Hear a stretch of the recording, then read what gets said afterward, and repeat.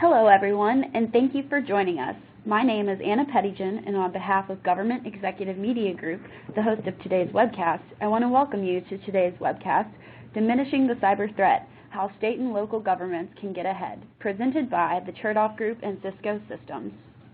As we get started, I want to share with you several features that are included in this webcast. On your viewing platform, you can adjust the screen to your liking by moving the windows around on your desktop. At the bottom, you'll see several icons. The red button allows you to ask a question. You can ask a question at any time throughout the program. You can use the green button to download slides. There's also a help button as well as one to view our speakers' bios. In this webcast today, we'll gain insight and guidance on the growing cyber threat facing state and local governments, identify the resources and programs available to state and local governments, and hear how state and local government officials can build a more effective and threat-centric approach to guarding and preparing against cyber threats. Tomorrow, we'll send an email with a link to the recorded webcast. Please feel free to forward this link on to anyone who may have wanted to attend but was unable. Additionally, you will receive a free white paper that discusses many of the same issues and clearly outlines the solutions covered in this webcast today. Now, let me tell you a little bit about our speakers for today. First, we have Mark Weatherford. Mark will be the webcast moderator today. Mark is a principal at the Chertoff Group, where he advises clients on a broad array of cybersecurity services. As one of the nation's leading experts on cybersecurity, Mark works with organizations around the world to effectively manage today's cyber threats by creating comprehensive security strategies that can be incorporated into core business operations and objectives. Prior to joining the Chertoff Group, Mark served as the U.S. Department of Homeland Security's first Deputy Undersecretary for Cybersecurity. In this position, he worked with all critical infrastructure sectors as well as across federal government to create more secure network operations and thwart advanced persistent cyber threats. Before joining the Department of Homeland Security, Mark was Vice President and Chief Security Officer at the North American Electric Reliability Corporation, or NERC, where he directed the Cybersecurity and Critical Infrastructure Protection Program. Prior to joining NERC, Mark was appointed by Governor Schwarzenegger to serve as California's first Chief Information Security Officer. Earlier in his career, he served as the first Chief Information Security Officer for the state of Colorado. Next, we have Stephen Kamey. Steve is Cisco's Industry Solutions Specialist focused on the needs of the U.S. public sector. His career spans nearly 20 years of diverse experience in information security, computer networking, and telecommunications. Today, he drives broader market awareness and accelerates demand for Cisco's industry-leading security solutions through thought leadership and clear market messaging. Prior to joining Cisco, Steve held various product management, engineering, and solution architecture positions at HP Enterprise Security, CA Technologies, UUNet Technologies, and Citigroup. He earned a Master's of Business Administration from Virginia Tech and a Bachelor of Science in Electrical Engineering from Penn State University. He is also a Certified Information Systems Security Professional. Next, we have Dan Lorman. Dan is an internationally recognized cybersecurity leader, technologist, and author. He is currently the Chief Security Officer and Chief Strategist for Security Monitor Incorporated, where he leads the development and implementation of Security Mentors, industry-leading cyber training, consulting, and workshops for end users, managers, and executives in the public and private sectors. Previously, Dan led Michigan government cybersecurity and technology infrastructure teams, including roles as enterprise-wide Chief Security Officer, Chief Technology Officer, and Chief Information Security Officer for the state of Michigan. Dan is a globally recognized conference speaker on many information and communications technology and cybersecurity topics, with keynote presentations from Moscow to South Africa to San Francisco. Dan has more than 29 years of experience in the computer industry, beginning his career with the National Security Agency. Finally, we have Teresa Takai. Terry is the Executive Vice President and Chief Information Officer for Meridian Health Plan and its affiliated companies. Terry joined Meridian as the head of information technologies in the fall of 2014, initially focusing on ensuring that IT objectives were fully aligned with Meridian's business priorities. Prior to joining Meridian, Teresa served as the Department of Defense Chief Information Officer from October 2010 until May 2014.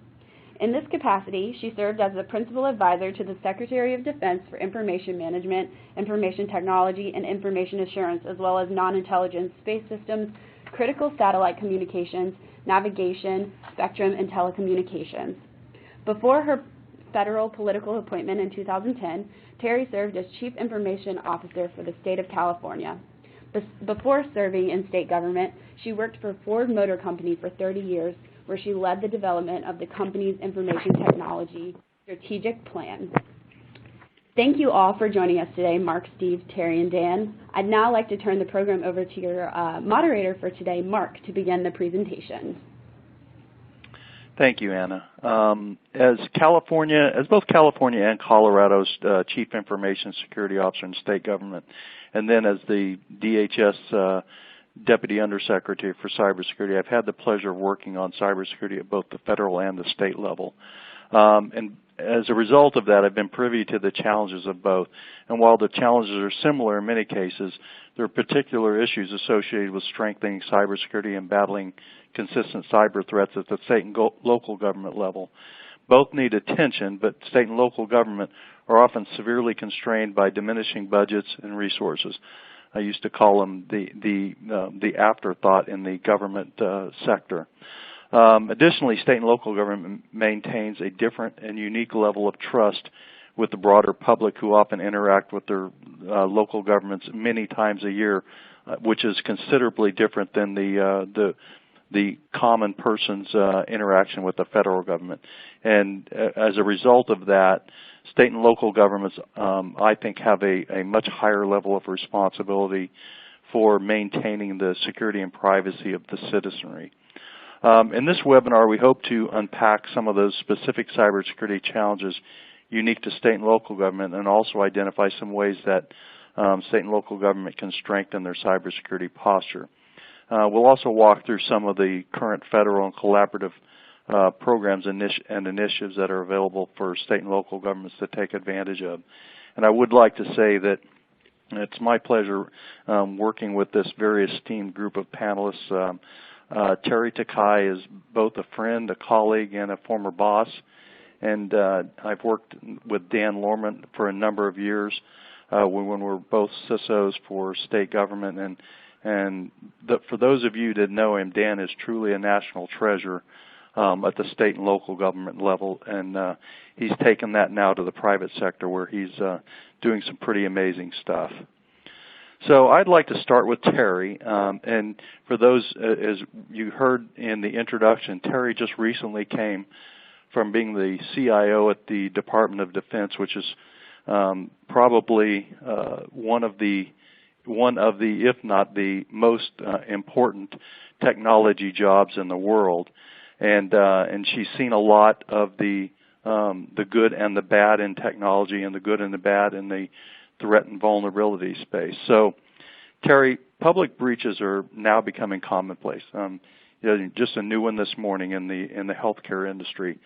How bad is it in the threat environment right now? What are you seeing and what are you hearing?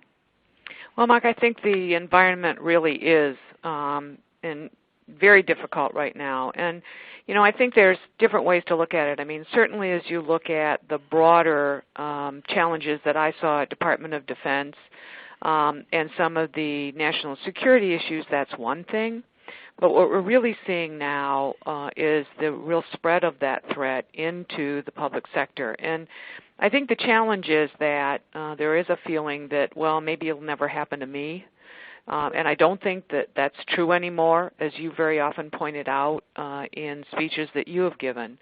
The number of attackers is growing, the level of sophistication, but also we're in a situation where there's a recognition that state and local government does have and is responsible for individual personal information that is valuable. And it's the combination of what the state and local government might have with other sources that make that information even more lethal.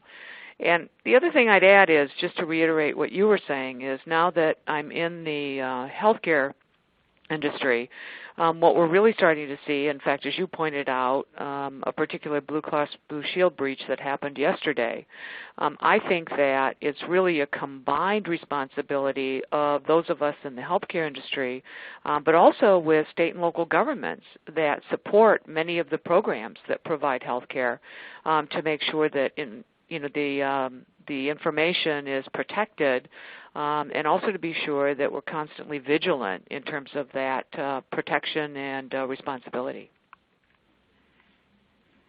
Thanks, Terry. That's really a good response. And the event with Blue Cross this morning, I thought is kind of very indicative of the future that we're going to see. So, Steve, what do you think is making it so bad right now? What are some of the things that you're hearing from your clients and your relationships across state and local government? Yeah, Mark, that's a great question. First of all, I think we're seeing this broader, Terry alluded to this as well, broader base of an ecosystem of bad actors, right? It's going from the least capable type of lone wolf type of person all the way to very sophisticated attacks. And we're seeing it's increasingly profit-driven.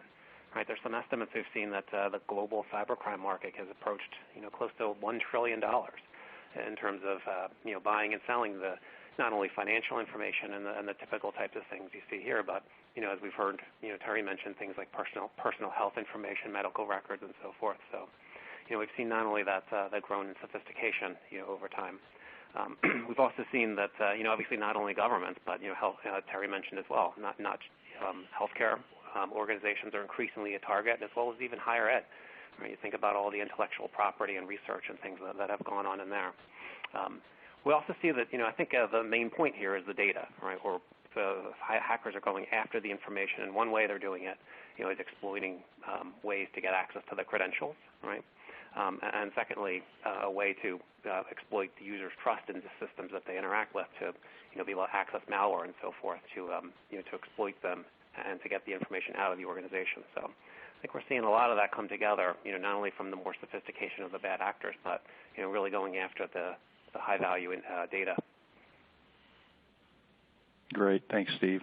So just kind of adding on to that just a little bit, Steve, it's clear that the U.S. federal government and the private sector are both facing this huge challenge when it comes to cybersecurity. And this fact is highly publicized, and most in the industry and even in government tend to be aware of this. Not all, I would say, but certainly the visibility is growing. What does the cyber threat look like from state and local governments from your perspective? Yeah, I think it's I think the way it kind of looks is that we need to remember that this valuable data is being held, right? I think it's very easy to overlook that. Terry mentioned the idea that all the citizen information that's being held by state and local governments and the ongoing challenge that they have with the resources and things that are necessary. So I think we're seeing that the recognition, by state and local governments that they are facing this cyber threat. I think some things like the Cisco's 2015 annual security report kind of highlight how users are obviously, by their actions, they're becoming almost what are called unintentional insider threats. They're taking actions like clicking on links and malware and things, and taking actions that they probably shouldn't, and putting government information at risk. So we've seen even in one example here where a state a couple of years ago, an internal employee downloaded malware unwittingly. Like they clicked on the link, they downloaded malware, and all of a sudden, the information was leaked out. So I think there's a growing awareness in state and local governments, and the challenge there is how to address that.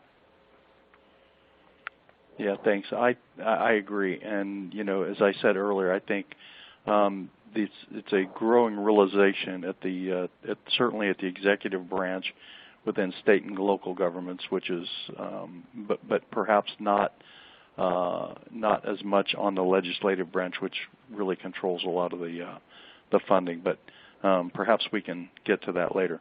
So next question for Dan. Dan, you've recently come out of state government, and I know you keep pretty close relationships with many of our former colleagues there. What do you think makes this cyber threat to state and local governments especially bad, especially important, and that should raise the level of visibility in state government for them to be able to respond better?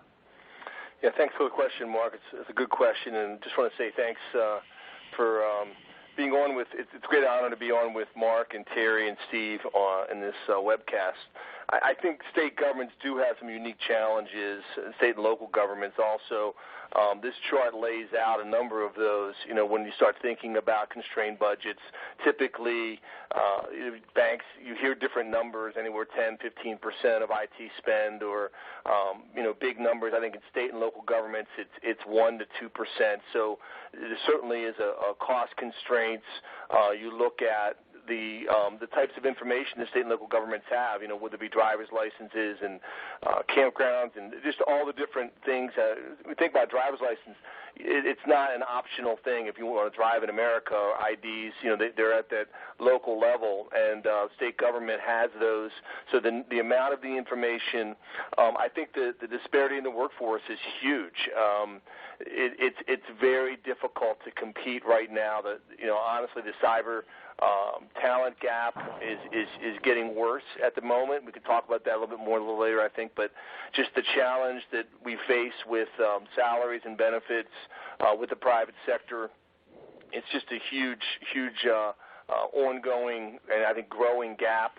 And then, I think a lot of legacy infrastructure for state governments has been huge. So state governments clearly have the same challenges, I think, that these other sectors do that you just heard Terry talk about in health and Steve talk about, globally, but they have unique aspects of that because when you talk about state and local organizations, they may not have the resources to be able to deal with it.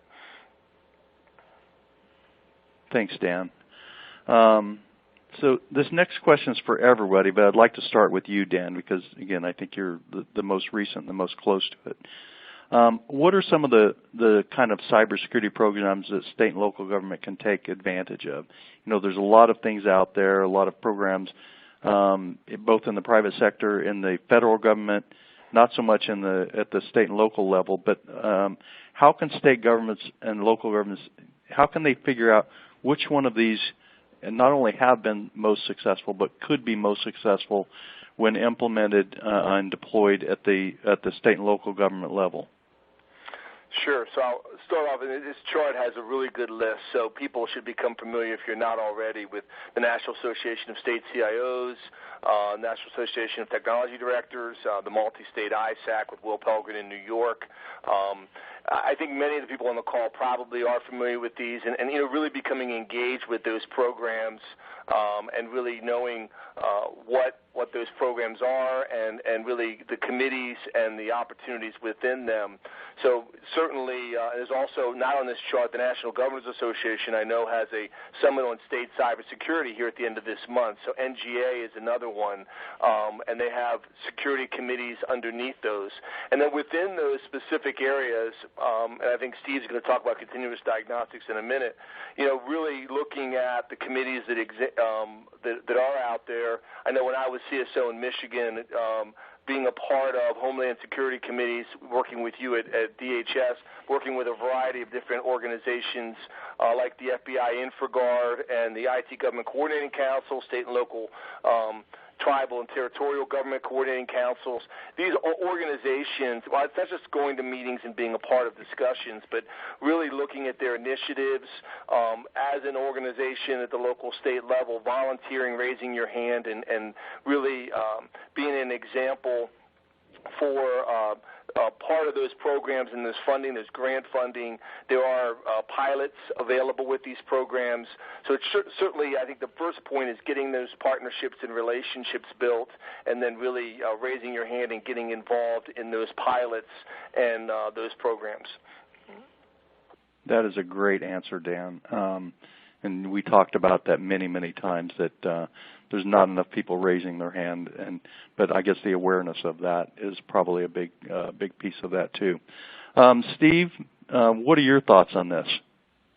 Yeah, as Dan mentioned, things like federal programs like the Continuous Diagnostics and Mitigation Program grew out of this idea that doing things like FISMA compliance and doing annual types of reports in order to assess our security controls just aren't enough. By the time you put all the reports together, the information is out of date. So the spirit behind the continuous diagnostics and mitigation is to help not only automate the compliance process, but just in general, improve cybersecurity best practices and so forth. It's good for state and local governments to become more familiar with the CDM program for a couple of reasons. First of all, ultimately it'll be available to state and local governments to purchase tools and services from the blanket purchase agreement that's available there. But I think another idea is just to familiarize yourself with its priorities. Right? It's broken up into 3 areas that help sort of align with the SANS Top 20 and help us figure out what we should be focusing on first. So, for example, things like endpoint integrity and knowing what we have out there. So it's really important, right, to know where to focus our efforts in order to make sure we're taking the right actions. Right, there's no shortage of guidance that's out there. I think just one other quick point I thought I'd mention, and from the federal effort, is the NIST effort around the cybersecurity framework. This is, in my opinion, a groundbreaking type of framework. It's really simple. It's using common terminology. It's meant to be used well beyond the federal government and the critical infrastructure community. But it also makes it very simple to go and figure out where we need to focus and where the information is in the generally accepted best practices that are out there. So if you're not already familiar with the cybersecurity framework, I highly recommend that everyone take a quick look at that as well. Thanks, Steve. I'm going to come back to that. Terry, do you have any thoughts on this? I know you do, but please feel free.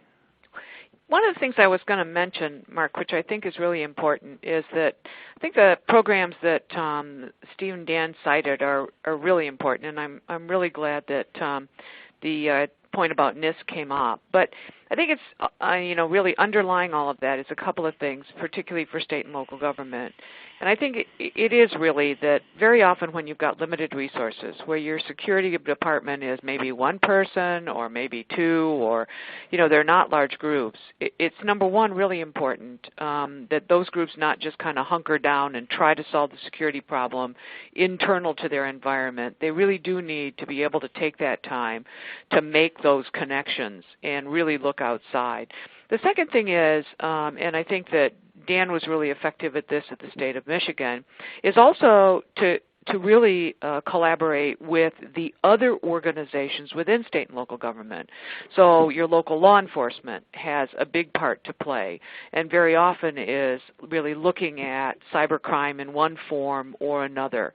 I think, as you've mentioned to me many times, you have FBI, or depending upon the size of the organization.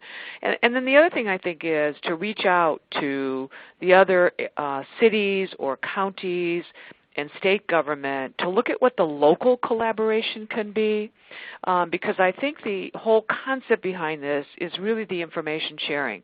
What are people seeing happening? What are they seeing actions that they've taken? And how can people learn from each other? Because, to the point that was made, this is growing so quickly that what one person sees as an attack may be what somebody sees the next day. And so, that continual sharing of information locally, as well as being able to take advantage of the programs that were just discussed, I think is really something important for smaller organizations that may be overwhelmed by, how do I take in all this information? That's great, Terry. And Dan, just to jump back to you really quickly, about information sharing, what are some of the things that you have done to kind of layer on top of what Terry just said with respect to information sharing that state and local governments can take advantage of? Sure. So I think, first of all, the Multi-State Information Sharing Analysis Center, there's regular calls. Both state governments and local governments can be a part of that, and you go to the website.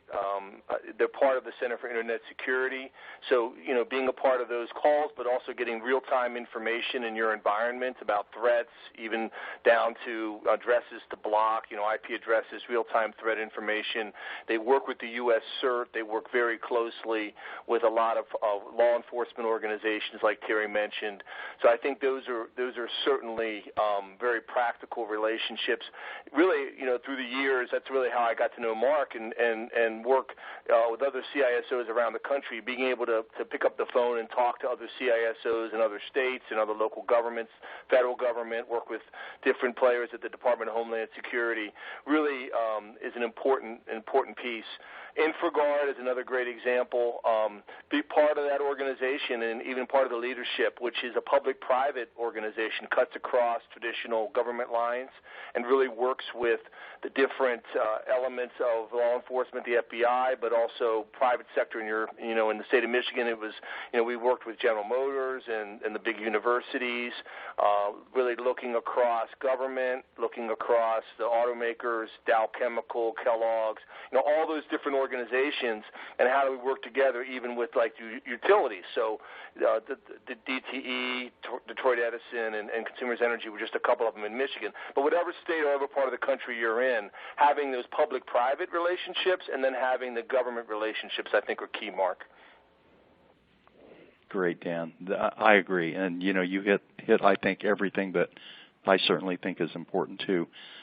Steve, back to the threat-centric approach of things, what else can state and local governments do to improve their cybersecurity posture? Yeah, I think one of the first things that we all need to remember is that there's going to be an attack, right? You're going to be attacked at some point, right? So we spent so many years trying to put the right controls in place before an attack occurred, but we didn't often think about making sure that we have all the capabilities across the entire attack continuum. So Cisco's approach is this threat-centric, security model that covers the entire attack continuum. So it's all about putting the right capabilities. Of course, we need to do the right things before an attack, right? We need to be able to discover what's out there. We need to enforce policy and so forth, and basically harden, things like the perimeter and then the inside as well. But we also need to stay focused on things like, being able to detect very quickly, right? So we just learned in the the healthcare breach that hit the news recently that, the attackers were in there for months, 6 months. We need to be able to detect that stuff a lot more quickly, right, to be able to really defend our organizations and, bring those capabilities to the table. And then probably just as important is after, right? As soon as something happens, we need to have the right capabilities to, scope the situation, right, to be able to contain it and have the right information, knowledge, and tools to, remediate the solution. We also, obviously need to take into context things like not just our traditional, network and endpoints, but, obviously across the, mobile, the push to the cloud and so forth. So we have an entire attack continuum, there to cover and a number of different ways to do it, both at a point in time and, continuously as well. I think what's great, too, about this model is it aligns a lot with what you see that comes out of NIST, right? So the cybersecurity framework, before kind of aligns with the cybersecurity framework's core, of identify and protect, capabilities. The, during phase aligns a lot with the defend phase, the detect phase, and then respond and recover aligned a lot with, obviously, with the after. So if we take a look at the entire attack continuum and mapping, solutions to the model like this slide shows, I think you can see a comprehensive approach to addressing the, to the cybersecurity challenge today using a threat-centric, security model. One final thought is the new guide that NIST put out for information sharing. I think it's Special Publication 150. Even recommends this kind of approach. I just read about it in October, and we've been focusing on this this type of security model for years. So it's good to see that kind of validation out there. Thanks, Steve. Terry, did you want to respond to that?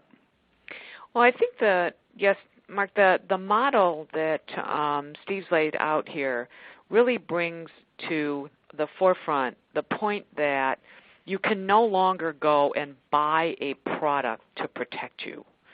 I think that's something that, unfortunately, state and local governments get asked by whatever is their legislative body, or certainly by their mayor or governor or county commissioners.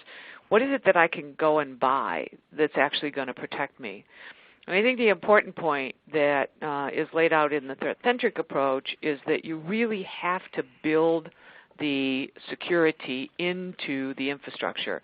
And that's everything from the way that you configure, whether you decide to go to the cloud, whether you don't.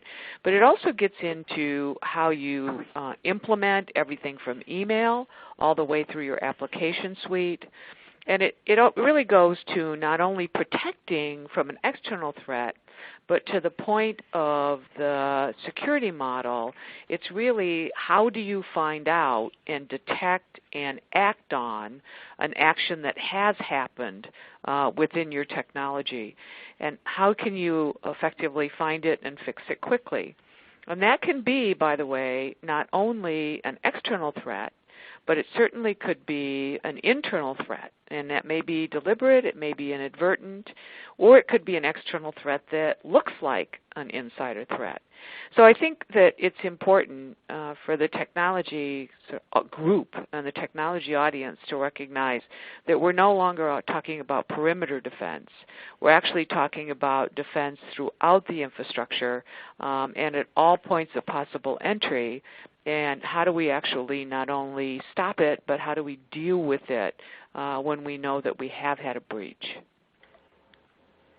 That was excellent, Terry.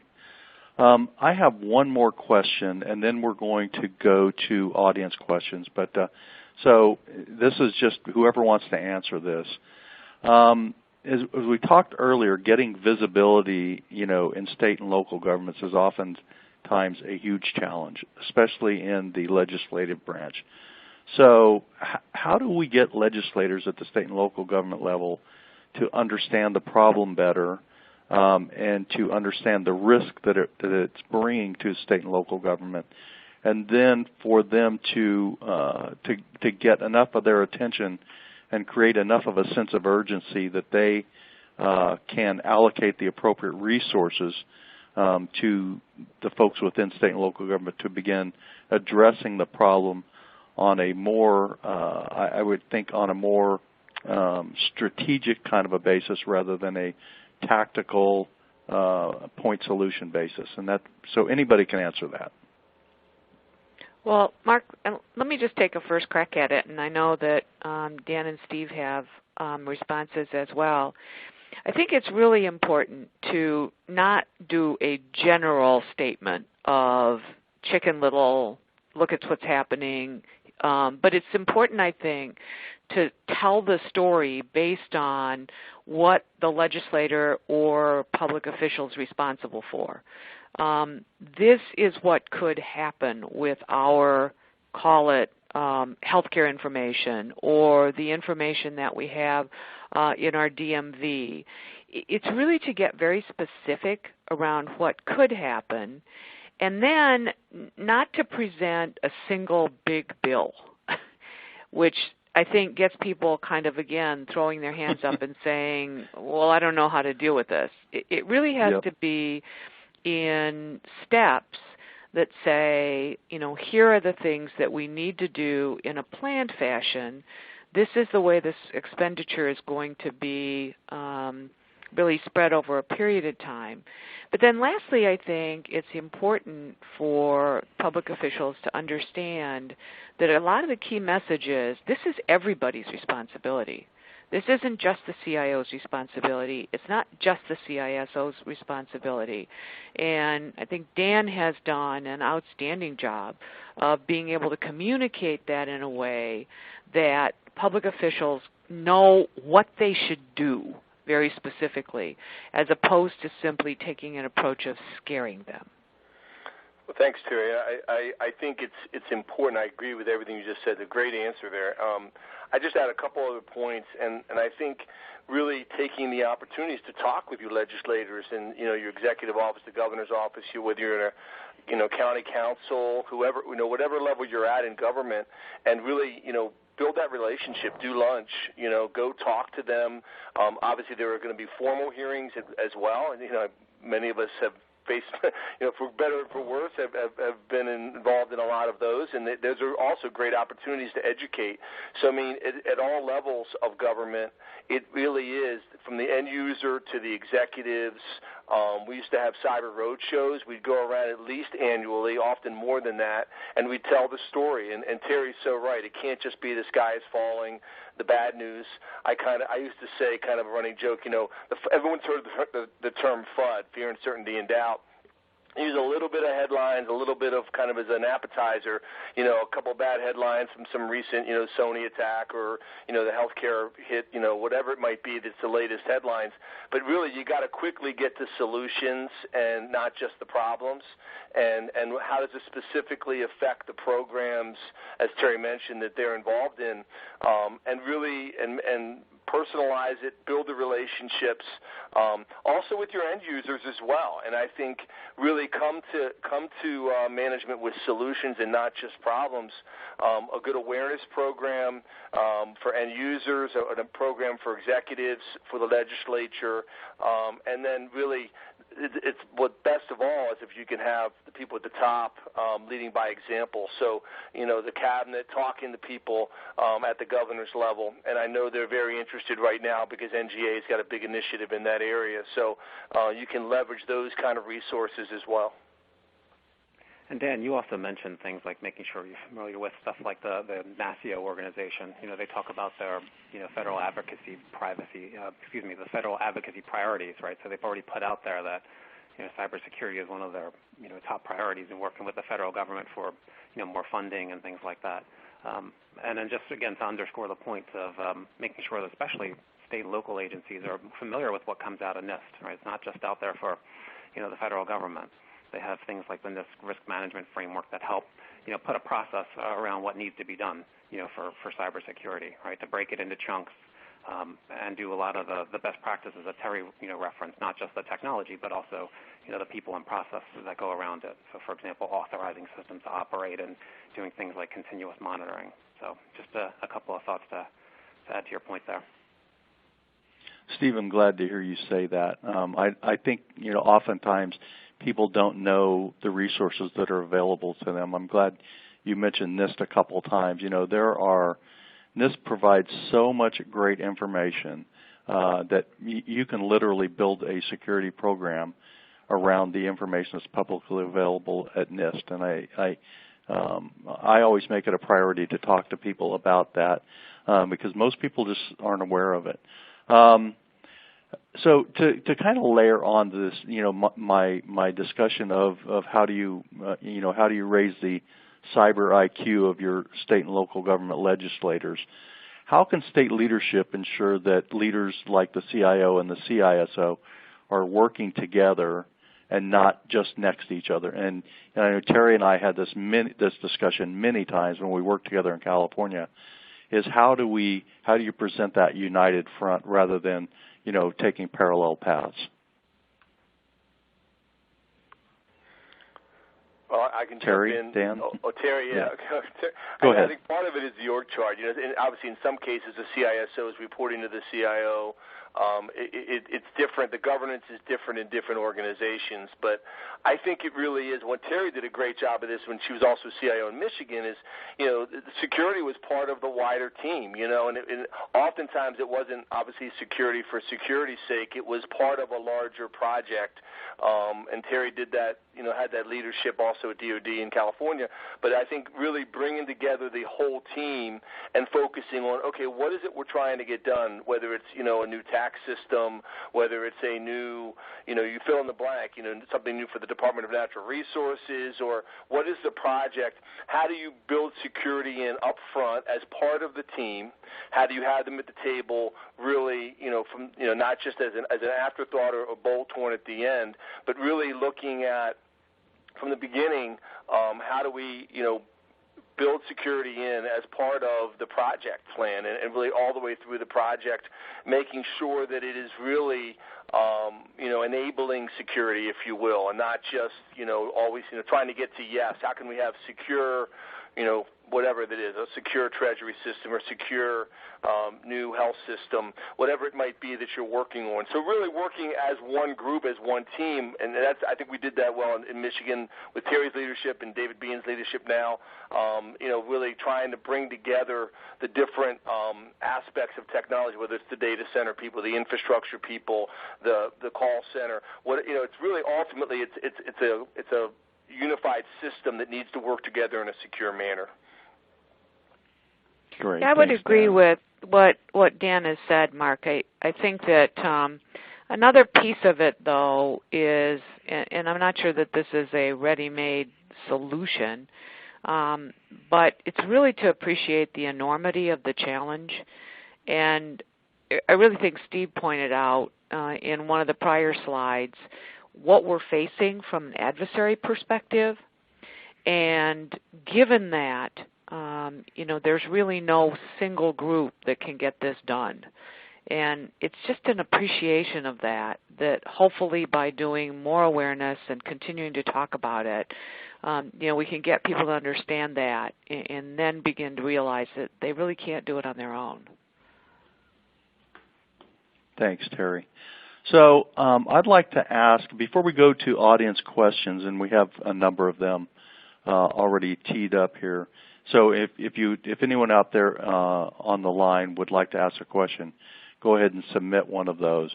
But before we go to those questions, I'd like to ask each of the panelists here to take 1 or 2 minutes and give their concluding thoughts and recommendations. And I'll start with Steve. Yeah, thanks. I thought I'd just wrap up with a discussion about how Cisco. Well, we talked about things like the threat-centric security model, and especially how it aligns with things like best practices. I think mostly because I want to make sure everyone understands Cisco gets this stuff, right? We not only deliver the right products that are needed across the entire attack continuum and, make sure that they integrate and share information and so forth and are, backed by the right researchers and stuff like that, but we have the right capabilities not only to do things like assessments to help organizations understand their weaknesses. We help organizations bake security into their solutions through things like Cisco-validated designs and things like that. So, just put that out there that, we really pay attention to things like best practices in order to make sure we can help our customers follow them, right? And then to Terry's point about the enormity of the challenge, again, we have the right resources to help state and local governments and really all customers, figure out what they need to do first, right? Looking at this daunting challenge, but breaking it into the right chunks and focusing on the areas that are the most important first. Sometimes is a great way to attack a big problem. So, but I just share those points there. Thanks, Steve. Dan? Yeah, thanks, Mark. I just had 2 concluding thoughts I wanted to mention we haven't we've talked about. You hear a lot from different people saying, this all sounds great, but we don't have any money, we don't have the needed resources, we don't have the budget to get done what we need to get done.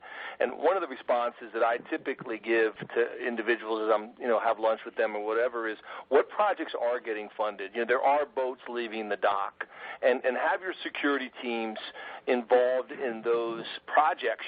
It's not always a separate. Sometimes it is a separate budget line item. We certainly had a line item budget for certain security projects in Michigan, but it's also about making sure security is built into those key projects. And so look at what is being funded, and are you involved in those key projects, whatever they are, strategic projects, tactical projects? How is security working in those situations? And then the other point I wanted to make, we didn't talk a lot about end-user awareness, but obviously security mentor, that's what we do. But I don't want to be a commercial message, but every employee really needs to be involved. Their role, understanding how their actions, their clicking on links, their individual perspective is also important. So really getting, 99% working with you. People often talk about the insider threat. How do you deal with the insider threat? But it has to start with having 99.9% of the people with you, the eyes and ears on the front lines, doing the right things, trained, and really knowing that their actions are essential to providing good security in the enterprise. And so how it affects their mobile devices, how it affects the cloud that they use, their PCs, their everyday work. And so really having a good awareness program is really key as well.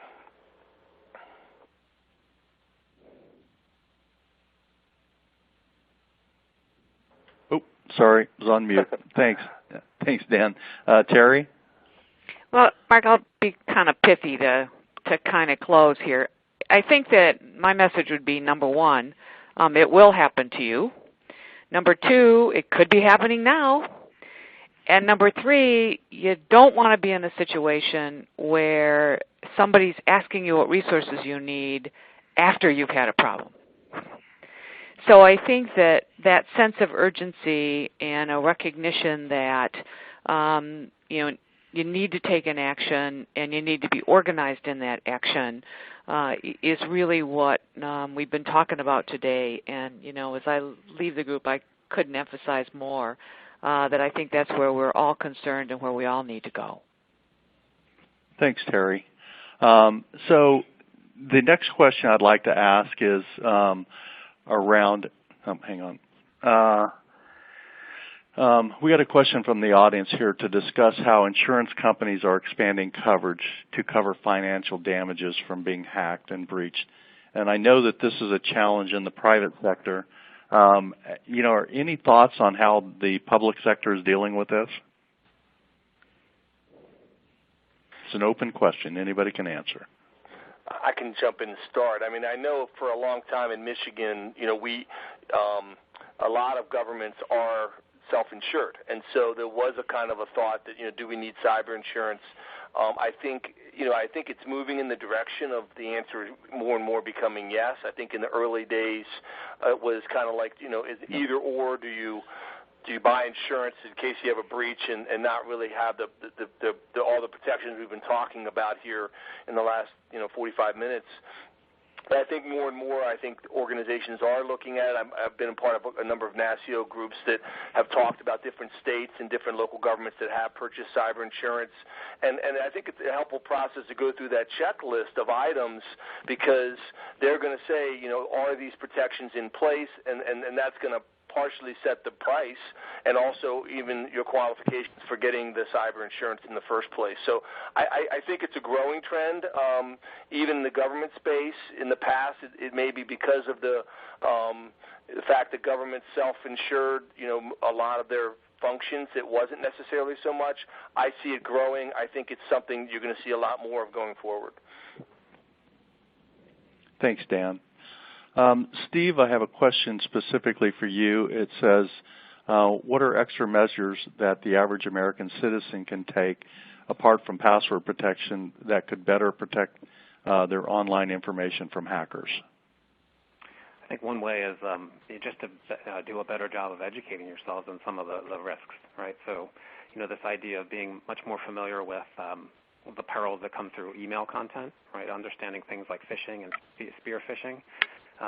Making sure that you're more aware of what you post out there and how it can be used, right, to target you and understand who you are and know more about you in order to make a targeted attack potentially more successful. So there's a lot of ways that end users could just do a better job of educating themselves about some of the basic threats that are out there and take some actions to protect themselves. Great, thank you. Yeah, I agree. And we're starting to see, I think, and we've thought about this and talked about this for a number of years, but we're starting to see a greater sense of awareness from the public that's being more proactive. Still not where I think we'd like for it to be, but it is growing. Terry, I have a question for you regarding budgeting. It says, what resources do you recommend for overcoming budget constraints? It seems like many semi-necessary security products start at $20,000, and that money, especially if you need multiple products, may not always be there. So, essentially what it's asking is, how do I get creative and efficient with the budget that I have to buy the products that I need? Well, I think there's two things at that, Mark. I think one of them is to look at where, in fact, you're going to be spending security dollars as part of your infrastructure refresh and or when you bring a new product in. I think that that's a time to be able to emphasize that as part of the hardware refresh, for instance, you need to be sure that you have the necessary security. Or if you're bringing in, again, a new application suite that people are interested in, a new finance system, a new healthcare system, what do you have to make sure that that system is secure? So it's not that security will then stand out as this kind of glaring line item, but rather it'll be included in the business case that gets made for another IT expenditure that's out there. And then I think the second piece, as I said, is that what we tried to do both at state government and even at the federal government is to be very explicit about not a big bill all at one time, but rather, here's what we're doing to ensure that we can put in continuous monitoring. This is what we're looking in terms of being able to do intrusion detection. And again, be able to phase that in. Because, interestingly enough, even if you could buy all the products at one time, for most state government, and really any IT organization, you're not going to stop everything you're doing to put in security software. So you're going to phase it in over time anyway. And it's making sure that the expenditures reflect the reality of what you can implement and then how you're effectively going to strengthen over that period of time. Thanks, Terry. That was great.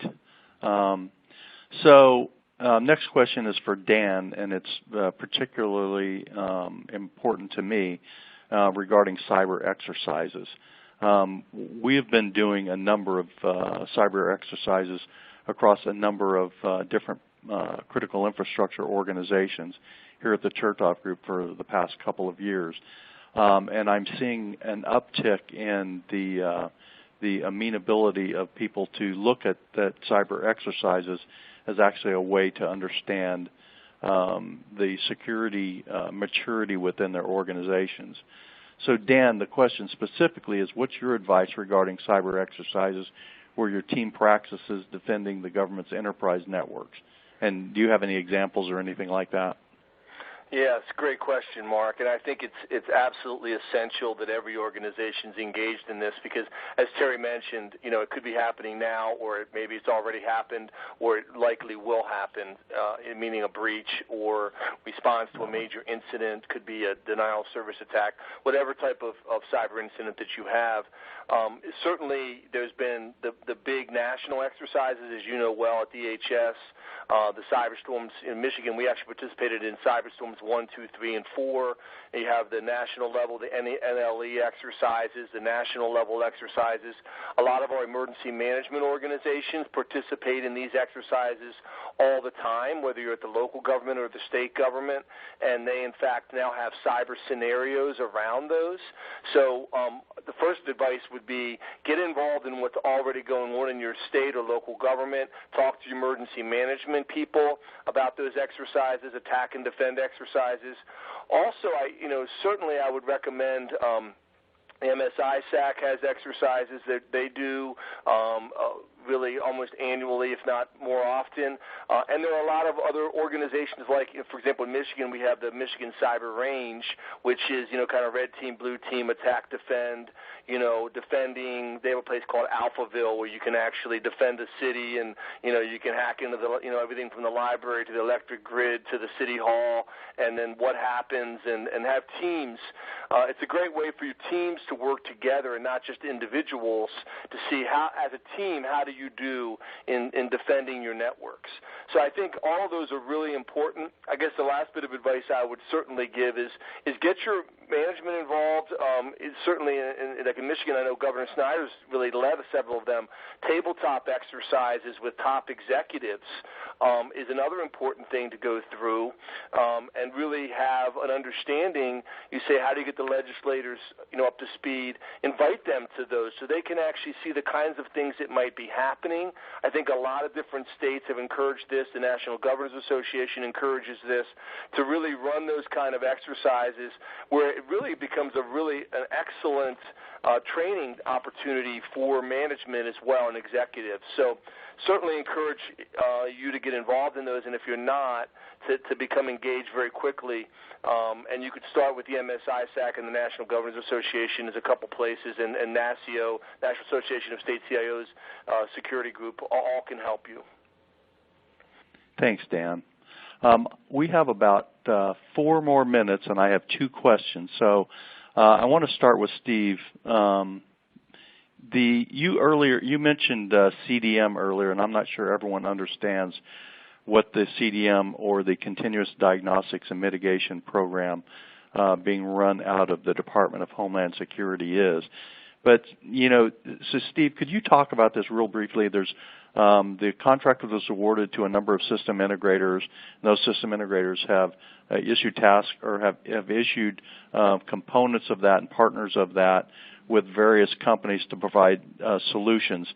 Steve, can you talk a little bit about where you think the program is and how are state and local governments taking advantage of that with DHS? Yeah, that's a great point. It's a bit of a slow roll with the program. CDM is, obviously it grew out of this idea for information security continuous monitoring. I think I mentioned a little bit earlier about how, we were going about compliance checks with a clipboard and doing it once a year, right, and trying to assess our security controls that way.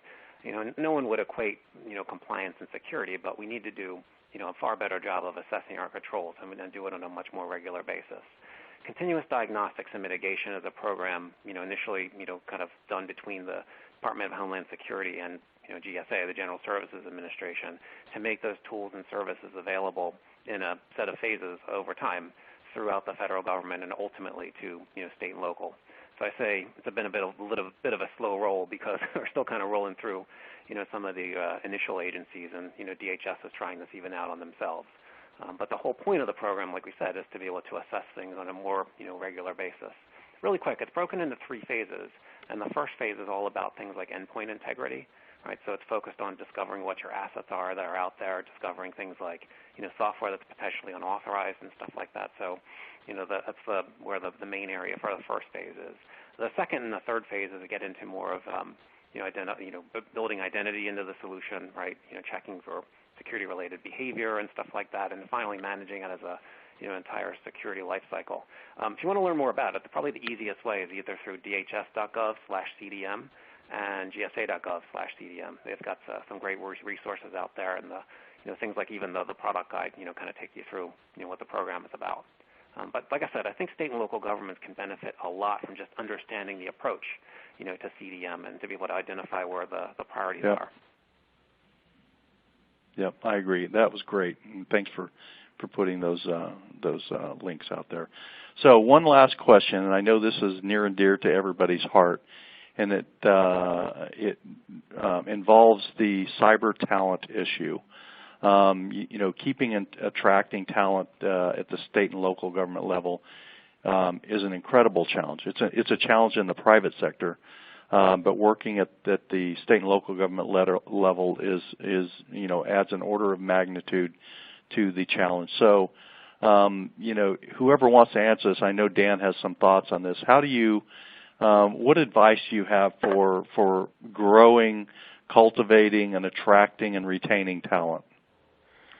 I'll just give a couple quick pointers. It's a little bit hard for me. Obviously I had 17 years in state government, and now I'm in the private sector, so I'm on the other side of it. So it's a little bit hard, Mark. But I will tell you that it was a great experience. So one of the things we have to do is get the word out about the opportunity. I mean, I have no regrets the years in NSA and also in the state government. So help people understand the benefits, young people of state government, what they can learn. Maybe a lot of times they can get opportunities that you may not get in the private sector for your career. Besides salary, so other things about the job, the environment, create a great culture, and I think the breadth. You and Terry saw this as well. I know the breadth of diverse opportunities to work at all levels of government and be involved in things that maybe you can't do in the private sector. I think it's important to tell that story. To really hear people who've had that experience and that have gone on. So my last point is I don't think it's either or. I think that really the story needs to be, take a time and serve in the private sector, also in the public sector, go back and forth. I think you're going to see a mix of both, and I think there's a real career opportunity that you can learn in the public sector that you can't in the private sector. And that's the case that I've been saying all over the state and university campuses really throughout the United States as well. Thanks, Dan. Well, I obviously agree with that too. I've been in and out of the public and private sector, and I think the thing is people need to realize you don't have to make a career of working in the public sector, but there's so much value and so much benefit, and you can learn so many great things by working in the public sector that then translate very nicely to the private sector. And you also have a different perspective on things and understand how things work in the public sector, and they're significantly different. So that ends all of the questions that we have today. I'd like to turn it back over to Anna now to close this out. Great. Thank you so much, and thank you to our speakers and our audience for attending today. I'd also like to remind you that a link to the recorded webcast will be sent out tomorrow. Have a great rest of your day.